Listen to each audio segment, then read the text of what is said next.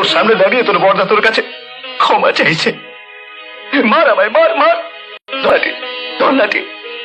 আজ আমি তোকে যত ঘা লাঠির বাড়ি মেরেছি গুনে গুনে আমাকে মারবি, হ্যাঁ? একটা যদি কম না হয়, কম হলে কিন্তু আমি তোকে মাফ করবো না।